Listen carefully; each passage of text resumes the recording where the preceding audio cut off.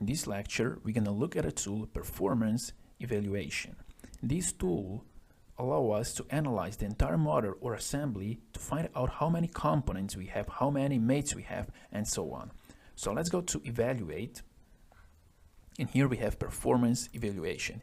And this is really straightforward tool. So we have here how many mates we have. We have 7 mates. How many in context circular reference we have. We have here total numbers of components in assembly, parts, unique parts, sub-assemblies, maximum depth, number of top-level components, resolve components, suppress components, hidden components, and so on.